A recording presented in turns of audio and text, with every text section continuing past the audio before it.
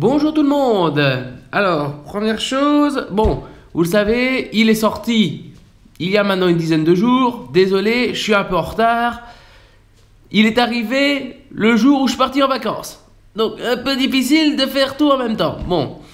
Et comme il y en a certains, bon, ceux qui me suivent depuis un petit temps, depuis quelques années, ils savent que cette période-ci, ben, c'est très simple, je ne le cache pas, je suis au ski. Et ça faisait 4 ans que j'en avais plus fait. Pour des raisons propres, ben bon, les anciens justement savent pourquoi. Et donc c'était assez important pour moi d'y aller. Donc résultat, je n'ai pas eu le temps de faire le GTEC 70R correctement. Et je n'allais pas le faire quand même en vacances. Donc je vous propose de le faire maintenant. Il a attendu une semaine sagement dans sa boîte. Et ben maintenant on va l'ouvrir. Alors, je tiens à préciser, je ne l'ai pas ouvert. Je découvre. Donc cette vidéo sera, une partie ce sera, va avoir un simple unboxing, mais bon on se doute déjà bien ce qu'il y a. Hein. Il y a le canon, il y a le bouchon de canon, il y a la clé, il y a le parkit, il y a le tube de graisse, il y a le marqueur évidemment, le manuel. Voilà, à mon avis ça ne change absolument pas. Mais on va faire aussi une première impression sur le 170R en main et qu'est-ce qu'on peut analyser vite fait bien fait comme ça en le regardant. Non, et plus tard, je ferai comme d'habitude une petite série de vidéos parlant du bol, de régulateur, un test de tir avec le chronie et ce que je trouve intéressant. Voilà, allez, c'est parti, on va ouvrir la boîte. Bon, donc la boîte, elle a changé. Bon, ça c'est normal. C'est normal que le design change un peu.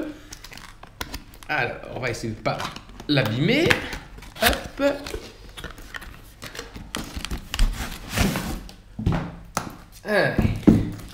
Alors déjà le gun case, le gun case il est un peu au design du CS2 avec le petit rectangle ici qui a Eclipse et normalement c'est Eclipse et CS2 mais là bon c'est Eclipse Planet, le logo de Planète et PE.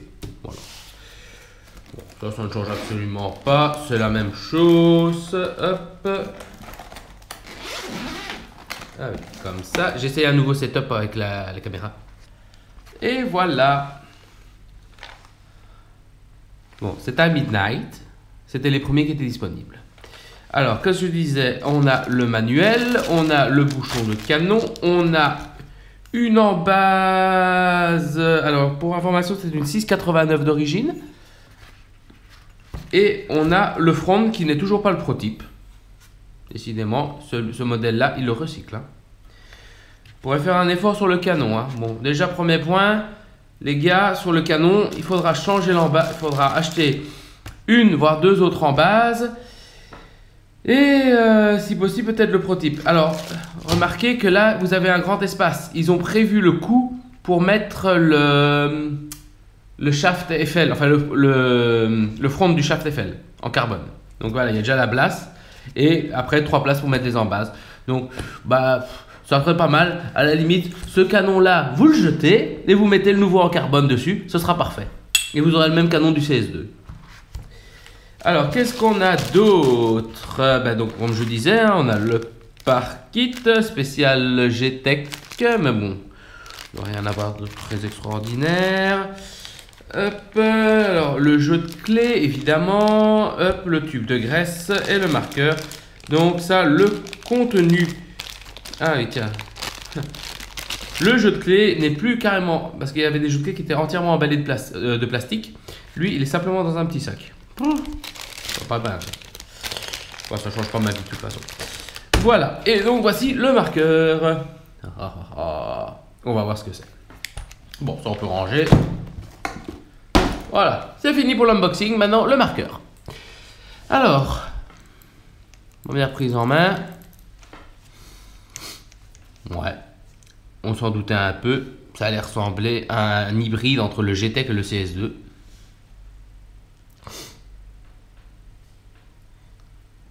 Notez que le grip est le même. J'ai l'impression qu'il est le même que le GTEC. Hein, donc un système avec 2 vis de chaque côté. Par contre, donc fatalement oui, le ASA a changé avec un système de pops. La vis ici pour régler la vélocité, donc ça doit être pour moi un même genre de régulateur que le CS1, CS2 et compagnie. Ah, on se posait la question sur la pile. Au début c'est toujours un peu dur. Hop, voilà. Qu'est-ce que c'est comme pile? Oh, Ah bah oui. Ah bah oui, c'était vrai. C'est une... Ah, comment ça vient ça? Alors, est-ce qu'il y a un clip? Donc, enfin, soit, c'est une pile 9 volts hein, qui est dedans. Notez qu'elle est avec... ce ne sont pas des... allez, vous savez, quand on met la pile et qu'elle fait directement contact avec des plots. Non, là, c'est un câble sur lequel la pile vient se fixer. Alors ça, il va falloir faire attention. Hein. Ça, il faudra faire attention. Hop, le système des yeux, ben ça c'est le même système que le CS1 avait créé. Et c'est sur le même système d'yeux qui équipe maintenant le CS2 et qui équipait aussi l'état 2. Donc le système de prisme qui est dans le high cover que vous voyez là dans ma main. En dessous, on voit qu'il y a toujours l'éternel ball détente, c'est toujours le même. Mais il n'y a pas de ball détente de réserve, contrairement au CS1 et CS2. Accessoirement, j'en ai jamais utilisé. Bon, le cas ne s'est pas encore présenté. Hop, on le remet de la même façon. Donc ça, c'est très facile. Ah oui, ah ils ont prévu, voilà. Pour sortir la pile, ils ont prévu un petit orifice. Alors, on va quand même essayer de voir pour la sortie. Alors, je vais prendre le jeu de clé qui est ouvert. Hein. Hop, allez. Hop, hop. Clac, je pousse. Et voilà, j'ai la pile. Tadam! Ouais, il faut pas tirer dessus comme un acharné. Hein. Ça, vous allez me l'arracher très vite. Faites gaffe, hein, les enfants. Et pour le remettre, bloup, ça glisse tout seul. Ce qui est bien, c'est que ça tombe pas tout seul. Il faut vraiment pousser de l'autre côté ici pour que ça descende. Bien. Alors, rappelez-vous, quand le CS1 était sorti, il y a eu beaucoup de poignées qui ont été pliées, surtout dans la partie avant. Et regardez, c'est le même système de poignée que le CS2. C'est-à-dire qu'en fait, que le frame vient s'emboîter ici dans une encoche qui fait partie du corps du lanceur. C'est intelligent. Il recycle des bonnes idées. Voilà, alors la gâchette Blade, qui est un peu différente, tiens d'ailleurs, parce qu'ici donc on a une vis qui est totalement en dehors de la gâchette, une au-dessus, une, deux, ouais, trois. Ouais, donc on a 4 vis de réglage, comme ils annonçaient. Mais je suis étonné que vous voyez que cette vis là, oups, attendez, je vais essayer de mieux me mettre pour vous. Voilà, donc vous avez la vis en dessous, c'est certainement le retour arrière. Ça c'est pour la deuxième vis, c'est certainement pour le retour du ressort. Il y a le trajet vers l'avant et il y avait aussi la première vis qui était la vis du retour magnétique. Je suis plutôt étonné qu'elle soit comme ça. Il faudrait que je démonte pour un peu voir la pièce par contre. Donc ça c'est totalement différent. C'est certainement pas le même système de gâchette que le CS2.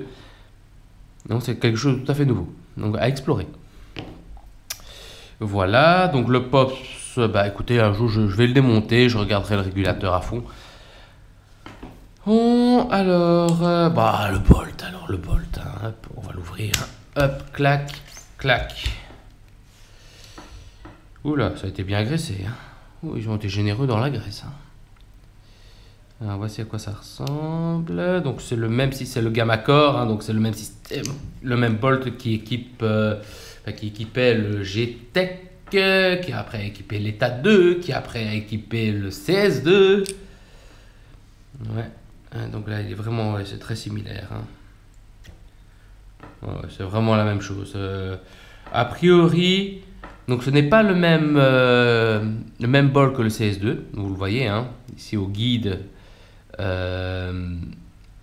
du pilote, si je ne me trompe pas, enfin soit de la tige rouge, il est différent. Par contre, je suis quasi sûr, là comme ça en le voyant, que c'est le même que le G-Tech. Donc ça, je ne pense pas qu'il y ait de forte évolution. Je le démontrerai en détail, j'analyserai, mais là, a priori, c'est le même bol qu'ils sont en train de recycler à toutes les sauces, qui fait du très bon travail, accessoirement. Hein. Hop, là ça change rien. Donc la vis ici, une devant, une en dessous ici pour défaire le frame. Donc c'est classique, ça change pas. Hop, le 170R qui est gravé là. Le numéro de série qui est là, c'est logique. La carte, oh ça c'est tout à fait le G-Tech ça. Donc je vais l'allumer, je reste appuyé dessus, ça va flasher bleu. Ça flash jaune, pourquoi? Parce qu'il n'y a pas de bille, hein, donc il ne détecte rien. Par contre, si je mets mon petit doigt dedans, voilà, ça flash bleu, c'est normal. C'est exactement la même chose que la carte du GTEC avec un écran. Hein. Bon, donc là, vous voyez les réglés d'origine, donc ça, on n'a pas grand chose à apprendre. Hop, on reste appuyé dessus, on coupe les yeux, ça flash mauve, c'est normal. Alors, hop, pour les rallumer, je réappuie dessus, ça refait mauve, jaune, c'est normal. Pour l'éteindre, je reste appuyé dessus et ça va flasher rouge. Au revoir. On va déjà le régler. Alors pour le régler à tous les coups, je reste appuyé sur ma gâchette, j'appuie sur le bouton on-off. Voilà, et je suis dans le setup. Alors, donc preset là étant semi, on peut régler le nombre de billes par seconde avec les yeux éteints aussi. Le kick-in, on s'est réglé le restart, la duel qui est à 23. Le debounce à 5, le game time, bon ça j'ai jamais su utiliser ça. Le petite alarme, le sleep donc il se coupera tout seul au bout de 20 minutes. Le display, donc c'est quand je veux démarrer, ben oui je vois le chrono. Ça c'est le compteur pour le remettre à 0. Alors pour le régler, on reste appuyé dessus. Ah, je vais essayer de mettre comme ça. Je reste appuyé dessus. Ah, si je reste appuyé dessus, zut, pardon, il repasse en mode normal. Donc, tant pis.